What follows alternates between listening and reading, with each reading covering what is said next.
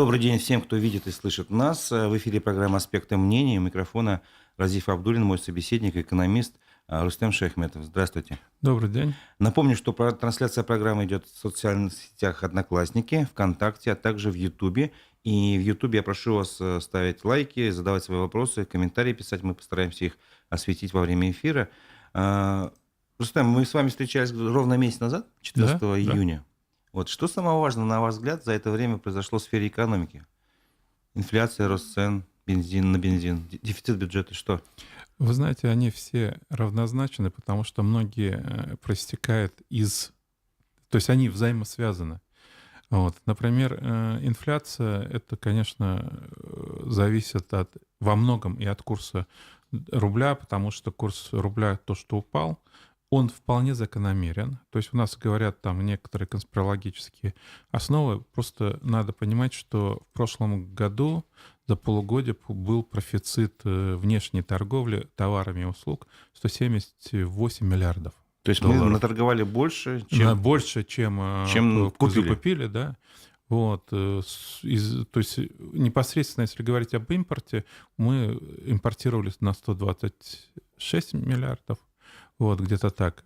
Вот. И в результате получилось, вот почему у нас так, в тот момент курс рубля резко возрос, потому что не знали, куда девать доллары, потому что они поступали, а спрос был не так велик, потому что если у нас значительно увеличился на 26 миллиардов импорт, то есть свыше 150 миллиардов импорт у нас сейчас, то есть и резко сократился экспорт.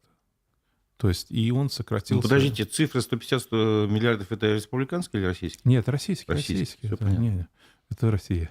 Нет, я на всякий случай спросил, потому что что-то, мне кажется, маловато как-то. Это в долларах. Хорошо. Вот. И, соответственно, с этим сейчас у нас есть понятие платежный баланс, туда входит как внешняя торговля, так и различные выплаты по кредитам, потом дивиденды, ну и так далее. То есть транзакции, потому что работники у нас, иммигранты работают, они перечисляют. Это все сюда входит.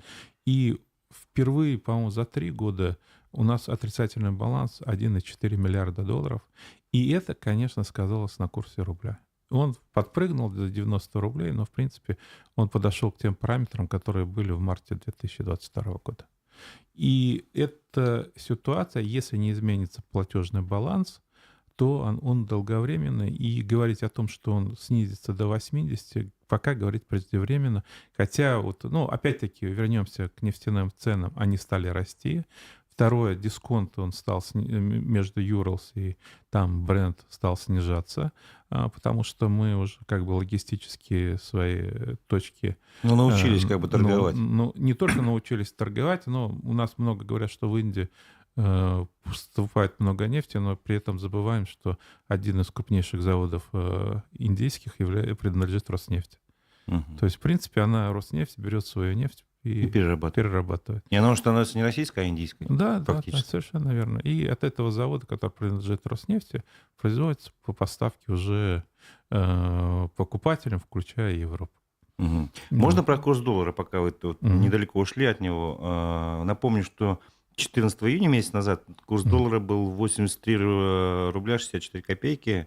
Потом на пике 8 июля уже было 92,57, а 14 июля, вчера буквально, получается, сегодня, 90,18. И я посчитал, получается, что за месяц доллар подскочил на 7,8%. Где-то так, да. О чем говорит это? То есть, и насколько этот тренд, он такой долгосрочный?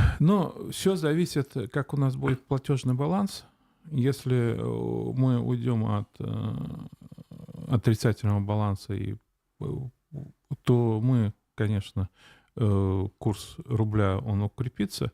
Где-то, я думаю, 80-85 рублей за доллар, мы к этому балансу должны подойти, потому что тут еще надо учитывать еще то, что мы стали продавать уже не за доллары. И опять-таки эти же рупии, которые накопились в Индии, мы не знаем, куда их девать. То есть эти проблемы, если решаться, то как раз тоже будет другая ситуация, потому что, опять-таки, предложение доллара на рынке снизилось значительно.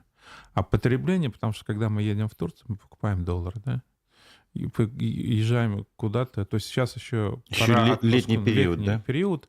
Население, по-моему, 500 000 закупило в июне долларов. Вот. Но само предложение долларов на бирже не такое большое. Вот надо это тоже учитывать. И все вместе в совокупности вот это дает. А можно ли говорить о том, что вот, сильный доллар для граждан это рост цен, например, означает? Это однозначно. Это опять-таки, это, ну, для бюджета это хорошо, Ну как бы да. это в краткосрочной перспективе, потому что бюджет выполняет все свои обязательства. То есть, ну, запланированный бюджет там с таком-то объеме, потому что цена нефти в рублях, она остается тот же. И в результате этого все происходит. Хотя то есть нефтяные доходы, они снизились на половину почти что. То есть это касается НДПИ, там, ну, есть определенные выплаты, которые нефтяные компании осуществляют при экспорте. Вот. И в соответствии с этим, почему очень большой у нас дефицит федерального бюджета, это 3,4 триллиона рублей, это мы подошли к годовому уровню, то есть уже, то есть 3,5 триллиона было запланировано на 2023 год. Это означает, что будет ужесточаться бюджетная политика на федеральном уровне, и, соответственно, будут пересмотрены ряд вещей, потому что нельзя тратить все как бы впустую. И вот здесь как раз, если мы говорим о бюджете республики, у нас резко упали доходы. Это связано как раз с продажей топлива, да? Не Нет, не только? не только. Дело в том, что большинство вот этих нефтяных доходов, они идут в федеральный бюджет.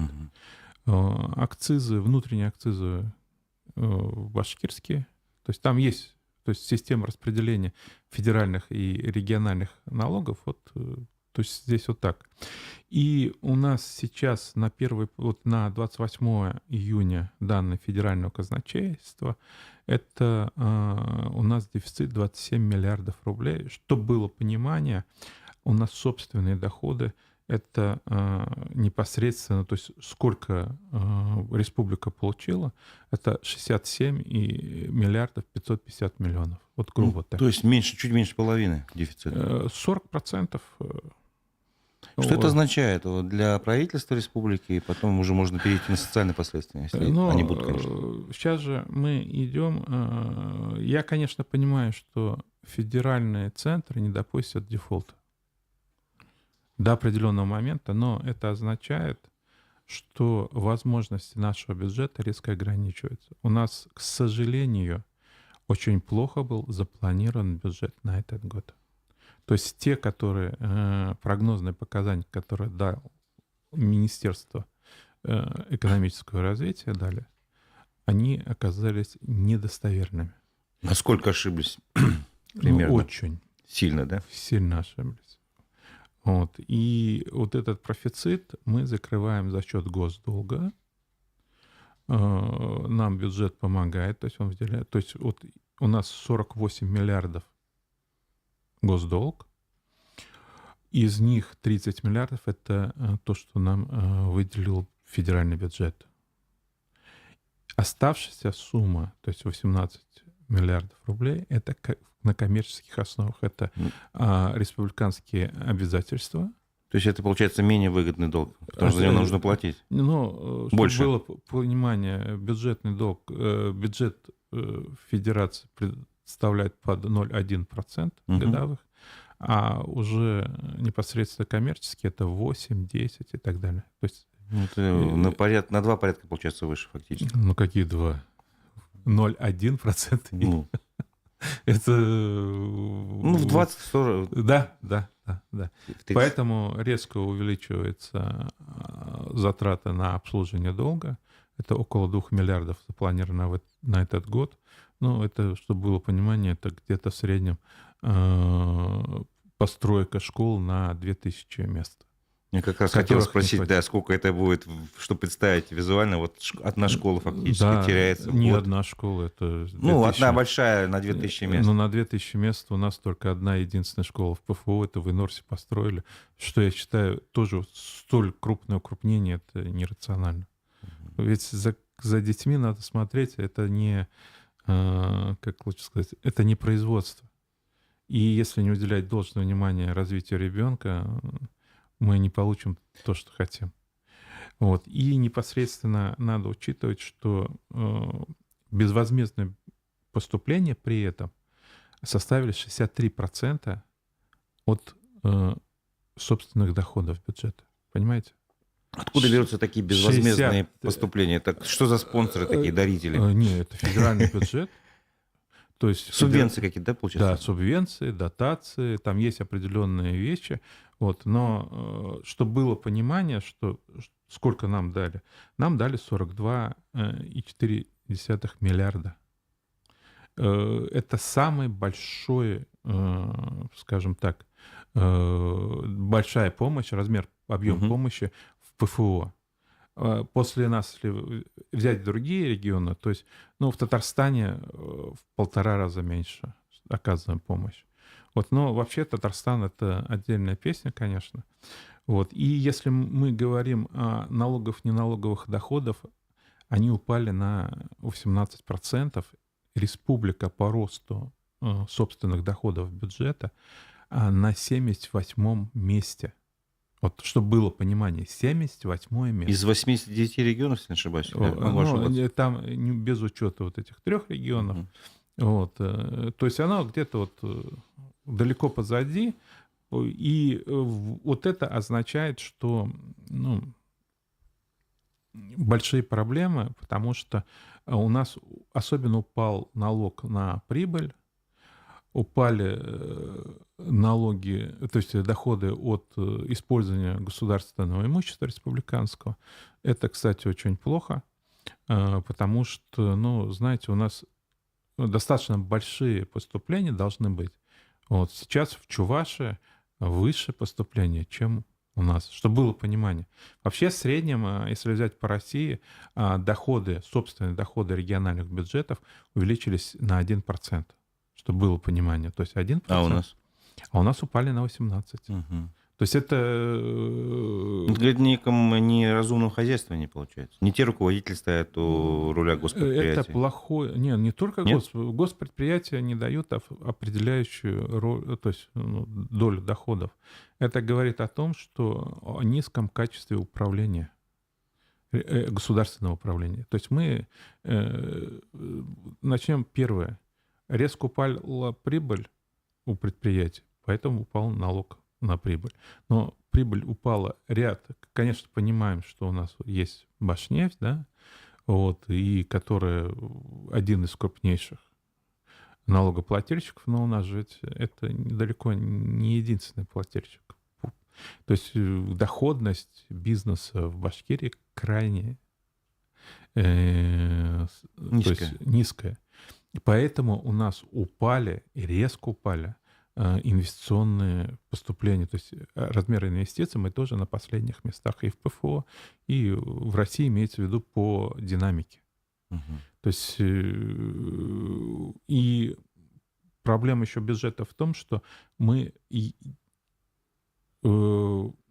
тратим на то, что генерирует дополнительные расходы. Например, мы строим дворец спортивной борьбы, который, во-первых, мало востребован.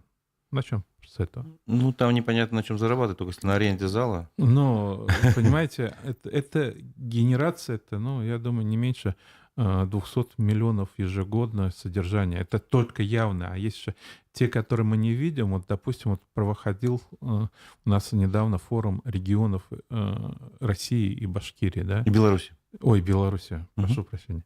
Вот, и Беларуси. Но сколько машин было задействовано муниципальных транспорта на перекрытие дорог? Это же деньги. Но они же не зафиксированы нигде, им просто дали указание, не встали. Но за бензин мы заплатили, потому что надо признать. За работу заплатили. За работу людям, которые там стояли, заплатили.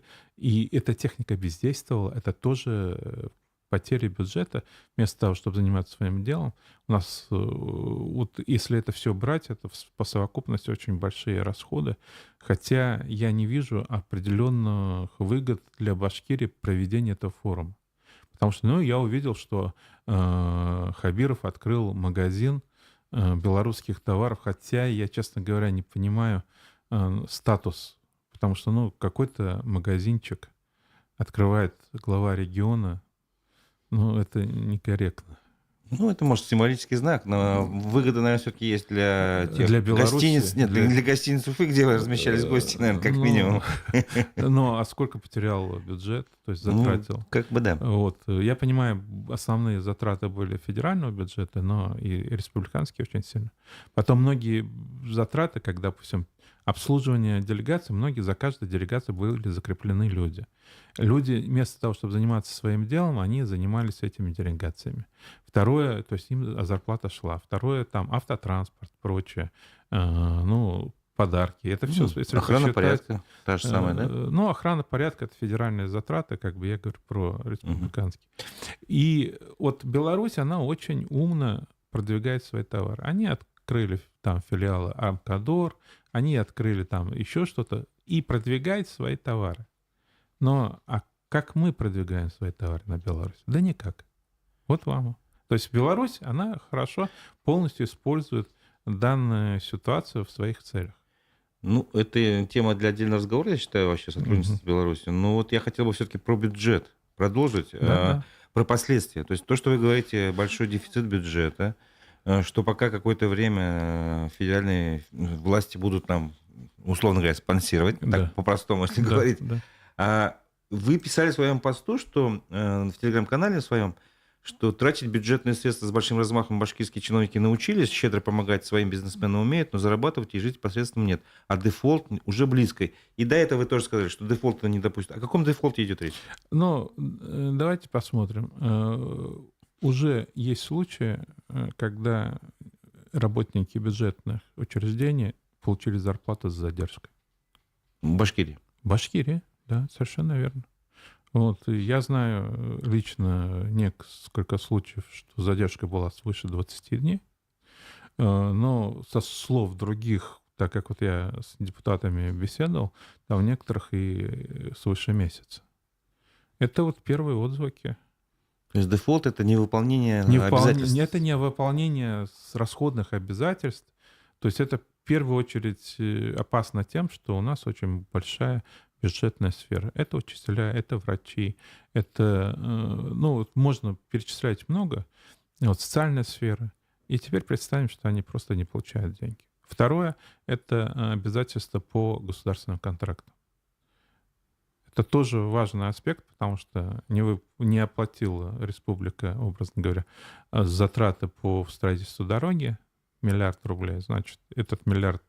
В убыток компании идет. Да. И, соответственно, она не может платить своим работникам деньги. И, кстати, проблемы выплаты зарплаты в строительном комплексе даже на восточных воротах это уже был. И было возбуждено соответствующее производство по данному факту, то, что людям не своевременно выплачивали зарплату с большими задержками. Это также означает, что ряду сотрудников бюджетной сферы будут искусственно не задерживать зарплату, а уменьшать выплаты. Например, там есть премии, прочее. Они же могут выплачивать только... Всякие стимулирующие доплаты. Да. То есть не имеющие обязательный характер, они, естественно, в первую очередь пойдут под это. А мы одни из таких регионов больших, которые имеют большой дефицит рабочей силы. И рабочая сила, то есть у нас сокращается, вот, допустим, взять среднесписочную численность организации в 2022 году, она составила 974 тысячи человек. А в 2020 году она была 1 061 000. То есть фактически на 80 тысяч сократилась. Наиболее большие сокращения — это сельское хозяйство, около 10 тысяч человек, обрабатывающее производство около 7 тысяч, строительство примерно столько же, и, кстати, здравоохранение. 7 Ну, про тысяч здравоохранение, конечно, понятно, за 2 что это, года. За как 2 это года. сказывается. А вот можно же поспорить, сказать, ребята, ну, уменьшилось количество работников, может быть, тогда производительность труда увеличилась, какие-то там новации технологические введены, поэтому все происходит. И это не есть плохо. Понимаете, когда сокращается численность сельского, то есть занятых в сельском хозяйстве, это означает, что ряд сельских районов не имеют возможности дать работу своим жителям. Или жители уезжают. У нас, я хотел бы напомнить, что вот в прошлом году был приток, миграционный приток в Татарстан, 9 тысяч, из них 900 миграционных прибыли. Это за счет наших жителей. Больше половины оттока населения уехало в Татарстан. И это очень такой нехороший фактор. В основном уезжает из сельских территорий. Некоторые сельские территории за последние 10 лет сократились на четверть. Понимаете? На четверть населения. Это очень плохо. Это не все, но такие случаи есть. Вот и поэтому принятие мер должно быть, потому что, опять-таки, что такое отсутствие учителей? Это ухудшение образования. Качество образования, оно снижается, и это видно по 100-бальникам, которые уменьшились значительно по сравнению с прошлым годом, а также, если взять динамику, она уменьшается, хотя численность не уменьшается. И это очень такой нехороший фактор, который влияет непосредственно на конкурентоспособность наших выпускников, потому что они хотят тоже ведь, они выходят в жизнь, они хотят поступить в хороший вуз. А в хороший вуз они не могут поступить, потому что у них низкие экзаменационные показатели. Как бы цепочка идет такая. Цепочка идет, да. Костяшки домино Я друг за просто друга. знаю уже несколько семей, вот личные знакомства, которые уехали в Татарстан, в Москву, Московскую область, качество образования. Они говорят, Может быть, тут смогут помочь репетиторы? Репетиторы, они помогают, но, понимаете... Не у всех есть возможность. Не у всех есть возможность, это первое. И второе, вопрос ведь системности. То есть тогда, может быть, вообще отменить школу, а выдавать людям деньги на репетиторов. Может быть, тоже. И, кстати, может решиться сразу вопрос заполняемости школ, которые у нас... Не зря ведь прокуратура обязала принять меры по строительству школ в городе Уфе. И это же тоже важный фактор. То есть у нас, к сожалению, во-первых, как правило, обязательства застройщиков не контролируются. И более того, Назаров, наш премьер-министр, сказал, что мы отменим эти обязательства социальные. И это официально заявлено правительственное заявление, то есть правительственным чиновникам, это обязательно. Что-то я пропустил эту новость. Ну, это было при проведении ассоциации застройщиков мероприятия, на котором он устраивал, то есть участвовал, и он заявил об этом, что мы будем сокращать, не требовать выполнения строительства социальных объектов. Ну, это же в СМИ проходило. Это общеизвестно. Ну, к сожалению, да, вот мимо меня как-то прошло. Я хотел бы спросить насчет инфляции в Башкирии. Вот новость буквально позавчера, по-моему, была, что за июнь инфляция годовая составила 1,59, а 2 месяца ранее как бы была дефляция на 0,6. Вот. И сейчас, как если в месячном выражении, то инфляция в июне составила 0,64 и ускорилась в мае, она была 43, то есть чуть больше. О чем это говорит вообще? Вот эти процессы, насколько они... Ну, во-первых, когда мы говорим о дефляции, если это не связано как бы иногда с отскоком, когда резко растет, потом идет отскок, уменьшение. Это было в 2022 году в некоторых периодах. Но в данном случае от быстрого роста, допустим, в апреле и других месяцах, то есть предшествующих мая, не было. Это говорит о снижении спроса. Это о платежеспособности нашего населения. А инфляционный момент — это когда пошел курс рубля, когда пошли также ряд других, наступает фактор, что в какой-то момент продавец пытается за счет снижения цен увеличить объем продаж и сохранить доходы, обеспечивающие ему безубыточность. Когда продавец уже видит, что данное действие не обеспечивает это, он идет уже Уже поднимает цены, да? поднимает цены, чтобы его издержки были восполнены доходами. И поэтому здесь вот такая ситуация. И потом сюда входят же сразу и, допустим, на ГСМ поднялись цены, это уже туда вошло. Вот, поднялись цены на другие товары, это туда входит. Как раз хотел по поводу топлива спросить. Вот вы сказали, продавец поднимает цены. Мы сегодня утром проводили опрос. Мгм. Как считает наша аудитория, почему растут цены на топливо? И два варианта ответа. Это искусственная причина или естественная причина. Большинство выбрало за искусственную. То есть якобы это решение продавцов, может быть, свои издержки на внешнем рынке каким-то образом пополнить. И ваше мнение, почему 6 раз за лето цены на бензин поднимает Башнефть? Ну, первое, я скажу, правы обе стороны. Да. То есть повышение цены на бензин, оно имеет две составляющие. Первое, нефтяные компании пытаются восполнить потери доходов на внешних рынках за счет доходов на внутреннем рынке, поэтому поднимают цены. А рынок очень высоко монополизирован.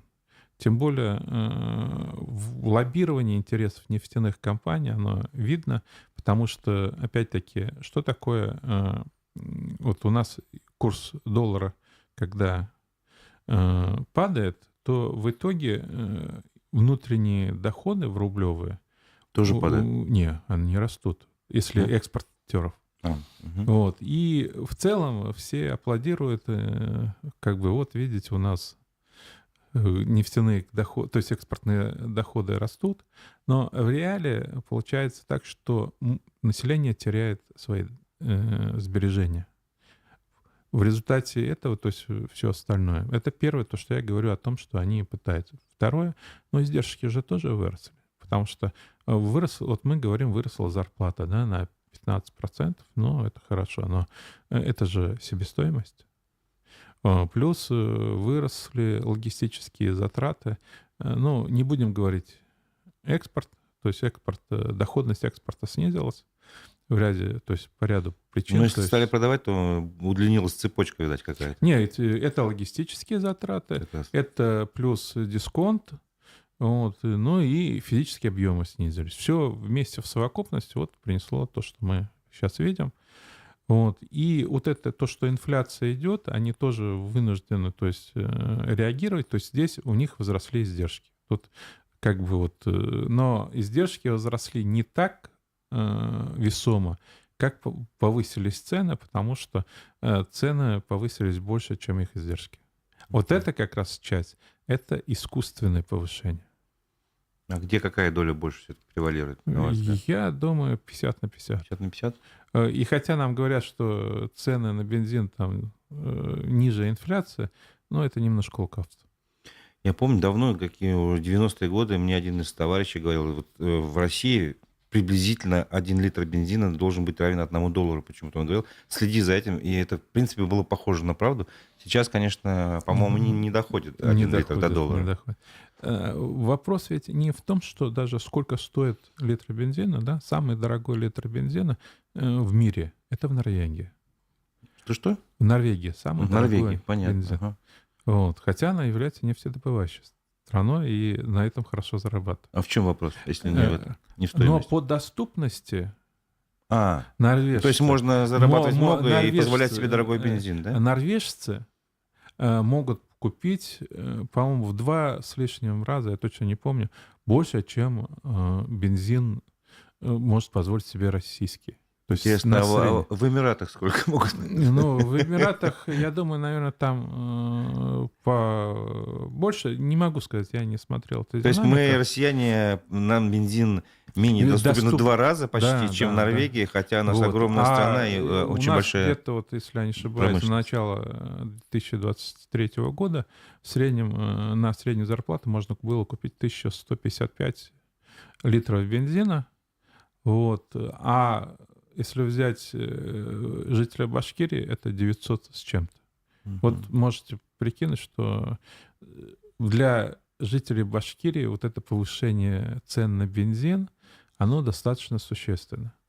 И когда нам говорят, что там Башкирия как бы по ценам не самый передовой регион, то есть по Да, очень размеру часто цен, говорят, что у нас низкие вот, цены достаточно. надо говорить О не доступности о надо говорить. доступности. Понимаете, когда человек получает, образно говоря, а у нас около 20% получает менее 20 тысяч, и для него это каждый рубль, это Ну вот вы же значимо за для рулем. его заработка. Да, Сколько примерно в месяц уходит на бензин? Ну, не примерно. считал, Плюс-минус. не считал. Ну, значит, вы из тех людей, которым бензин доступен, можно так сделать. Да, но можно сказать, что мне бензин доступен, вот, но суть состоит в том, что таких, нельзя сказать, что их прямо вот большинство. Ну, смотрите, вот а что делать-то в этой ситуации? Получается, надо либо на велосипеды переходить в летнее время, либо на электромобили, которые дешевле в эксплуатации, там и бензин не надо заправлять. Сколько стоит? Сначала купить надо. Ну, я понимаю. Они в несколько раз дороже, чем обыкновенные. Ну, и у нас еще автомобили. инфраструктура для электромобилей не слишком сильно развита. Хотя, по идее, вот насколько если смотреть на Китай, там очень бешеными темпами это развивается отрасль автомобилей. Но есть ряд аспектов, которые препятствуют. Это не только отсутствие инфраструктуры, а прежде всего наш суровый климат, потому что при низких температурах батареи, там литий-ионовые, там неважно, аккумуляторы. Быстрее садятся? Да. Понятно. И в этом тоже большая проблема. Хотя мы и говорим об экономике, но я не могу не затронуть одну тему, которая, может быть, кажется не близкой к экономике, на самом деле, может быть, и имеет отношение. Ну, попробую объяснить. Вот буквально 4 июля случилось для наших коллег достаточно страшное событие. На журналиста Елену Милашину и адвоката Александра Немова в Грозном напали, жестоко там избили, было куча переломов, страшные фотографии. Вот. И в понедельник их госпитализировали в тяжелом состоянии в больницу. 10 июля их выписали из больницы, но тем не менее. Вот как вы оцениваете этот случай? Может быть, все-таки эта ситуация имеет отношение к экономике? Например, если я инвестор и услышу, что в каком-то регионе или даже в стране журналистов и адвокатов избивают на улице, и непонятно, как вообще накажут кого-то там, и это, в принципе, даже привычно там в этом регионе, то есть захочу ли я вообще вкладывать туда деньги? Ну, вполне, вот вы сами ответили. А если говорить по самому случаю, вы знаете, только государство имеет право на насилие. То есть речь не идет о физическом насилии, а, допустим, Ну, вообще о праве на определенного, да. насилие. Вот. Но в данном случае давайте посмотрим, что некие люди имели достаточно хорошую инсайдерскую информацию о том, что как перемещается данный человек. Без доступа к государственным ресурсам это невозможно. Второе, когда это было рядом с аэропортом, все, то есть фактически, как я слышу, это все системы видеонаблюдения отключились внезапно. Но это тоже просто так не бывает. Вот. И второе, Чечня — это такая республика, где все знают, особенно правоохранительные органы. Если до сих пор они не нашли этих людей, значит, многие, кто в правоохранительных органах работает, они к этому причастны. И этот случай опасен, общественно опасен для государства. Потому что неважно, кого, скажем так, избили, и вопрос в то, что они были, то есть вот все равно причастие госструктур какой-то там есть. Неважно там, что лично там, то есть это кто-то из людей... Либо с ведома, допустим. Да, совершенно верно. Но в свое время, я помню, как в 90-е годы отказывали в правовой поддержке ларечникам, там, другим частным предпринимателям. Очень часто, когда частный предприниматель приходил в милицию, ему просто говорили: пошел ты там на нас зарабатываешь. Но действительно, страна была нищая. И в результате что произошло? Образовалось криминальное сообщество, то есть и достаточно мощное. В некоторых регионах они очень сильно влияли на власть. Вот это тоже есть опасность, что некоторые, как сказать, я бы сказал, террористические даже структуры уже, потому что это, я считаю, что акты терроризма, вот такие методы, это метод устрашения. Они не собираются... Ну, можно сказать, криминальные. Это криминал. И когда криминал начинает безнаказанно действовать, то после этого сразу произошел случай с другим журналистом, Да. которого облили зеленкой и избили. Вот. И с адвокатами тоже было. Вот, да, да. То есть вот, после этого случая. вопрос состоит в том, что государство показывает свою слабость. И в результате этого, то есть вот эти люди, которые пренебрегают правовыми нормами, они безнаказаны. Это очень опасно, то есть и вот этот беспредел 90-х годов тогда к нам вернется.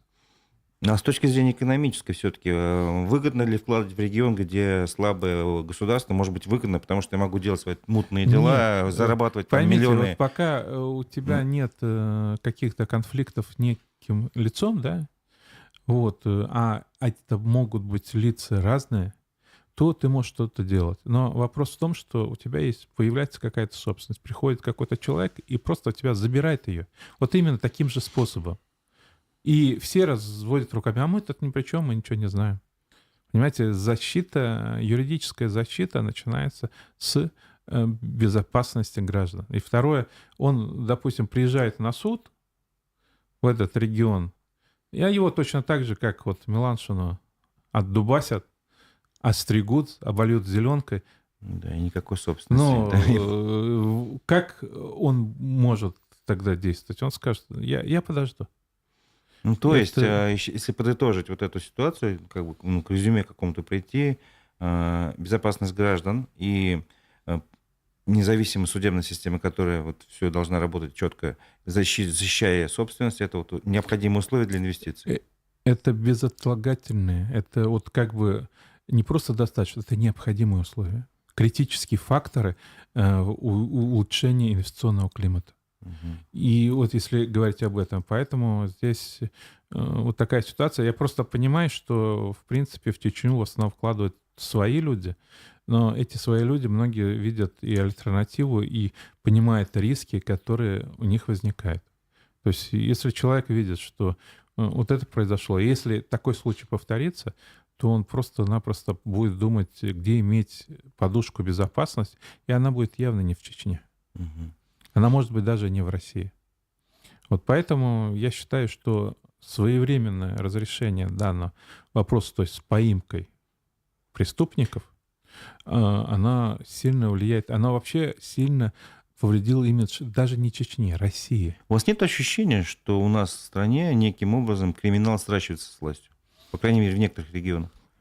Но по случаю с Миланшиной это подтверждает, потому что, ну, я еще раз говорю, не может вот эти все, если все в совокупности сложить, без участия правительственных чиновников или же, можно сказать, должностных лиц, это произойти. Ну да, вы назвали несколько факторов, там отключили видеокамеры, не нашли людей по горячим следам, там и знали инсайдерскую информацию. То есть, ну да, тут очень такая Ну, как совокупность обстоятельств, как которые... можно там- узнать, каким рейсом летит человек? Либо его прослушивали, либо они имели информацию, как, ну, другую информацию, что человек там находится. Потому что они уже знали, что она летит. Они хорошо подготовились. И насчет видеонаблюдения системы, я не знаю, случайно ли там, или аварийно, или же это хакерская атака. Но опять-таки, просто так, не зная, где находится камера, их отключить невозможно. Ну да. То есть, если эти камеры не работали, ну, прежде всего, во-первых, это вина службы безопасности аэропорта, и я считаю, что виновные должны понести также ответственность. Вопрос не только в этих лицах, которые совершили данное правонарушение, Согласен, тут как бы а также вся те, система, да? которые, лица, которые допустили это. То есть отключилась система видеонаблюдения, кто за это ответственный? Значит, за это должен нести ответственность. Утекла информация из базы данных авиакомпании, надо разобраться, как это произошло, и наказать. Ну, это если есть желание разбираться. У меня такое ощущение, что желания разбираться как раз и не будет. Не знаю. Это мое чисто личное Но ощущение. я скажу не буду так, врать.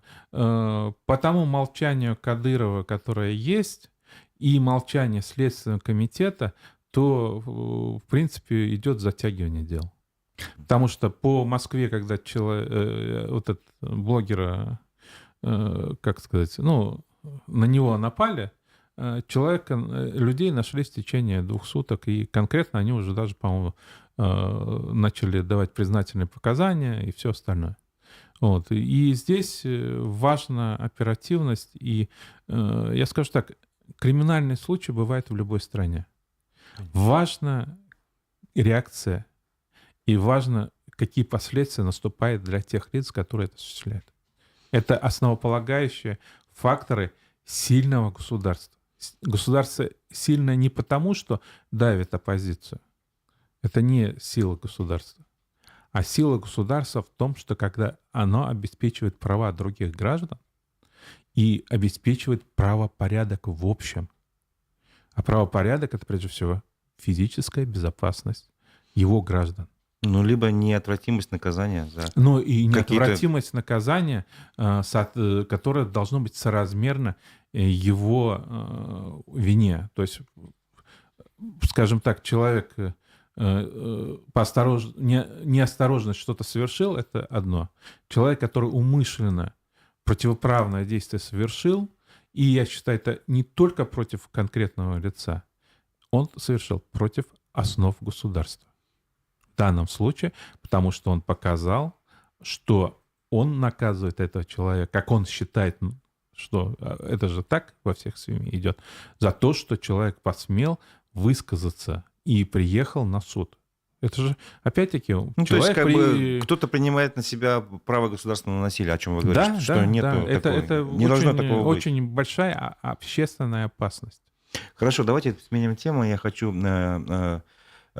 к ситуации обратиться, связано с судом, с решением суда арбитражного в Башкирии. Недавно буквально «Коммерсант» об этом сообщал, что Министерство природопользования и экологии обратилось в суд, значит, с требованием обязать компанию «Вториндустрия», это арендатор полигона твердых бытовых отходов в Стерлитамаке, рекультивировать этот полигон, вот, и проиграла. То есть, как бы, казалось бы, что требование справедливое, но арбитражный суд это отказал, потому что расходы на рекультивацию не были включены в тариф операторов по вывозу мусора.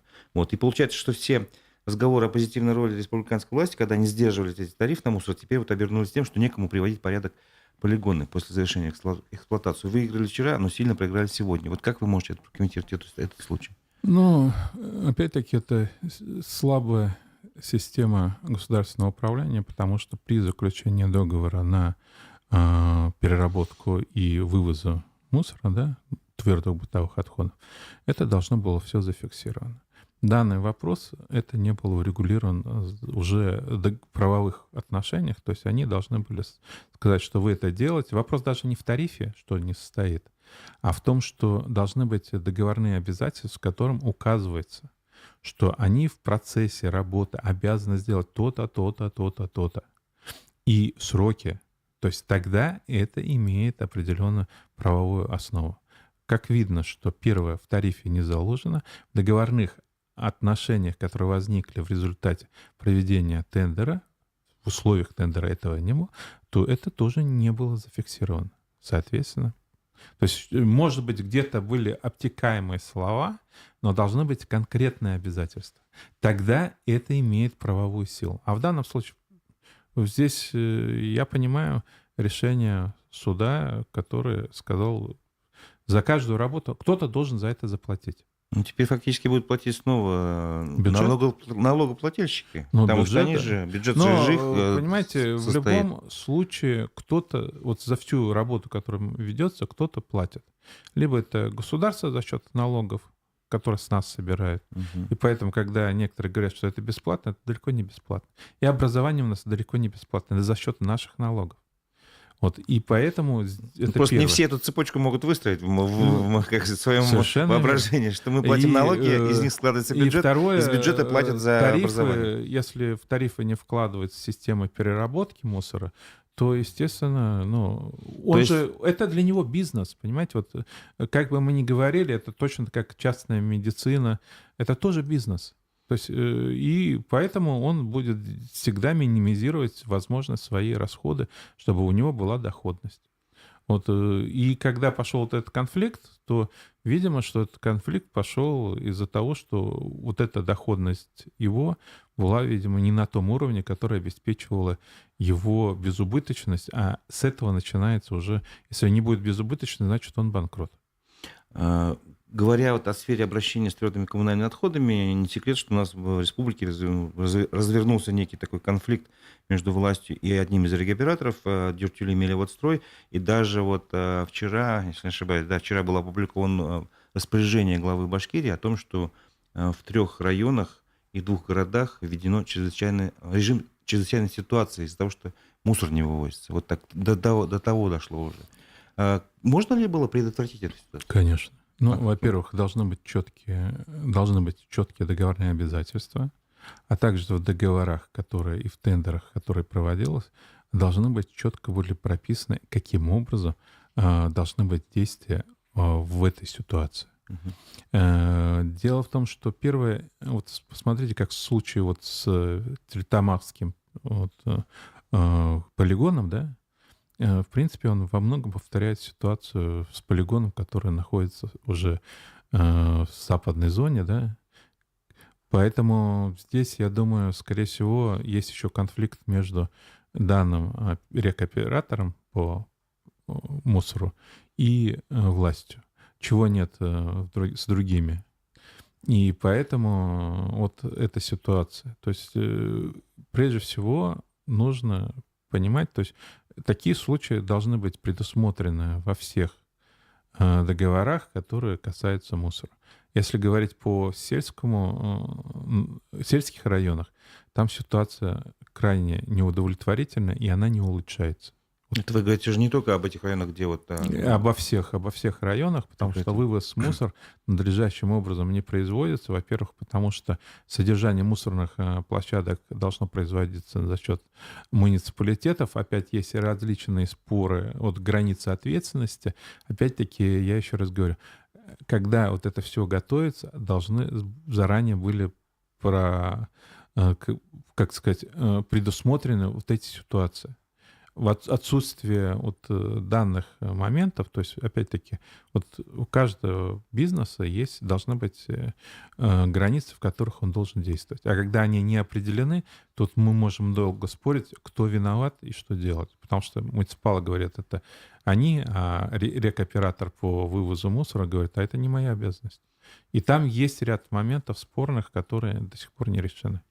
Они могут решены, кстати, быть и в соответствии с нормативно-правовым обеспечением. То есть принимается соответствующий нормативно-правовой акт, в котором регулируются данные взаимоотношения, которые вступают через некоторое время, и как доп. Соглашение уже к договору. Ну, вообще сам по себе этот конфликт, ну, на мой взгляд, тоже о чем-то говорит, что, ну, не знаю, есть ли, конечно, правы те, кто говорят, что этот конфликт, там, причина в том, что хотят завести нового игрока вместо федерального, который сейчас там на данный мехуборг, по-моему. Вот, и это как бы тоже напоминает, знаешь, мне 90-е годы, условно говоря. То есть вот этот некий беспредел правовой. Ну, я еще раз говорю, вот в этом конфликте белых пушистых нет.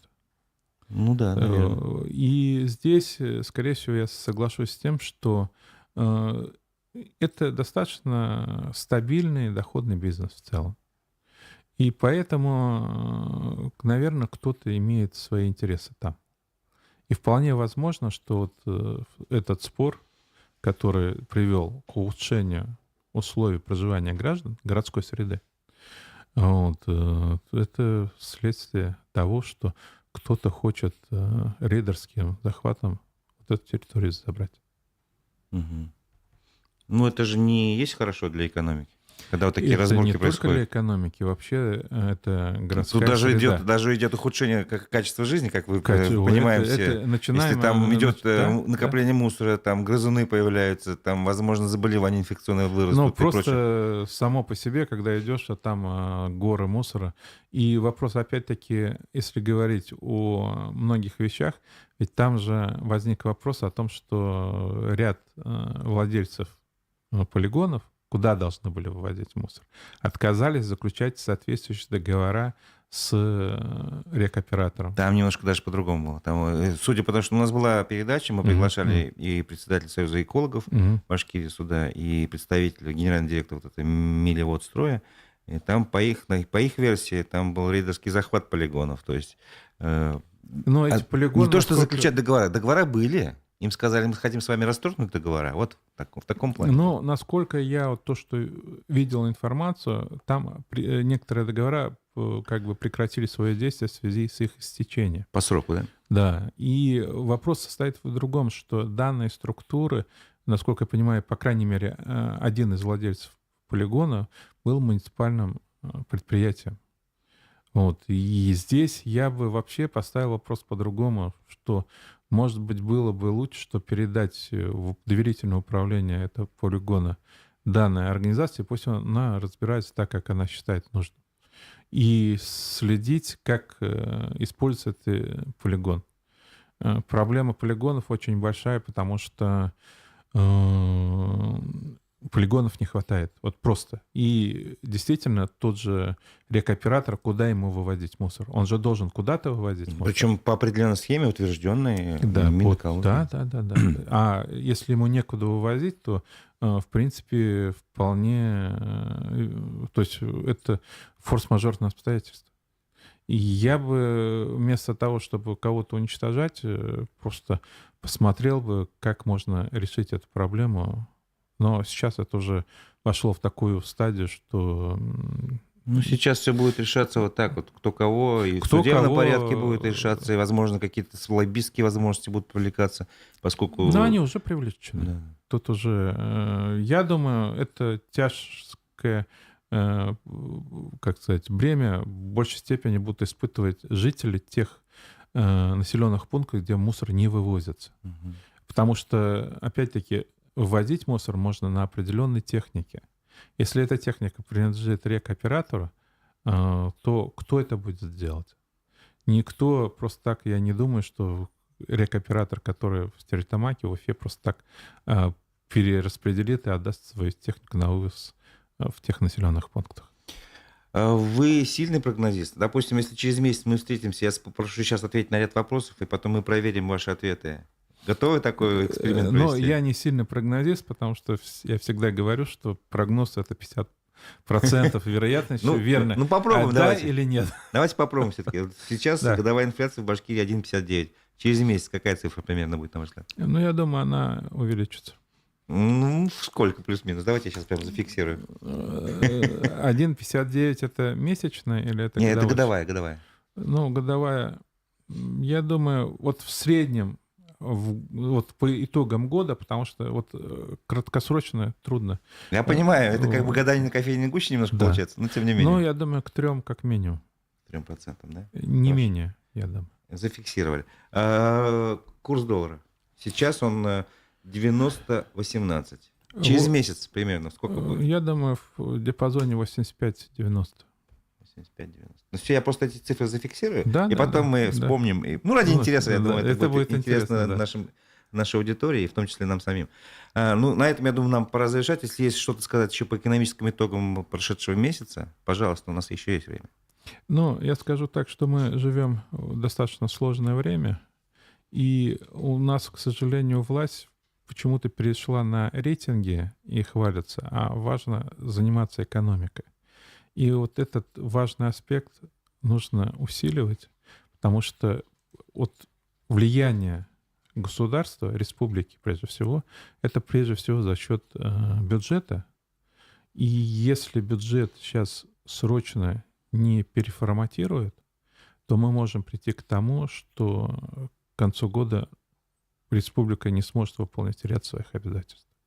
Я просто могу напомнить, что в прошлом году число многодетных семей, получивших квартиру, было снижено на 2 раза, что было в предшествующем году. И то же самое это касается детей-сирот. И это один из факторов, который мы видим вот на поверхности. Число семей, получивших бесплатные квартиры, льготники, сократилось более чем в 2 раза по сравнению там, за 10 лет. А число людей, которые нужно, это же они есть. И вот эти моменты очень важны. И очень важно это демографический фактор, которым до настоящего времени никто не занимается, и это мина через 20-25 лет. Потому что та рождаемость, которая сейчас, она ниже, чем была во время войны. Вот. Страшные вещи говорите, конечно. И через 20-25 лет есть понятие смена поколения. Вот сейчас, в этом году, где-то вот те, которые уходят на пенсию, и те, которые вступают, у нас получается так, что только 66% компенсируется этим населением, а 1/3, она как бы в воздухе. Почему у нас вот такой дефицит возникает? И если возьмем 2012 год, было наоборот. 1,2 раза было больше молодого населения, чем убывающего, то есть на пенсию.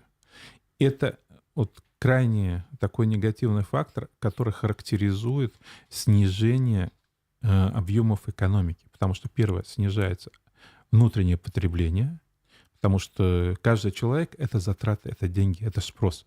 Человек ест, человек приобретает машины и так далее. Вот. А самое главное, любая экономика — это человек, который производит. Кто нам в будущем будет производить все это? Вот это важный аспект, который мы должны помнить и должны заняться в первую очередь этой проблемой. Иначе наше государство будет вымирать. Вот посмотрите, Украина. Это там я вообще вот смотрю и ужасаюсь. Потому что там люди уезжают. И это началось еще до СВО. И если мы повторим этот путь, то у нас вот сейчас, я еще раз говорю, за 10 лет некоторые районы численность их сократилась до 20 там, и более процентов. Нельзя нам это повторять. Что ж, ладно, давайте на этой ноте закончим. Конечно, не самая оптимистическая нота, но, тем не менее, заставляющая задуматься. И, может быть, те, кто могут принимать решения, в чем-то изменят свое поведение. Ну, я надеюсь. Хорошо, спасибо большое. Это мой собеседник, экономист Рустам Шаяхметов. У микрофона был Разиф Абдуллин. Это была программа «Аспекты мнений». Мы с вами прощаемся. Всего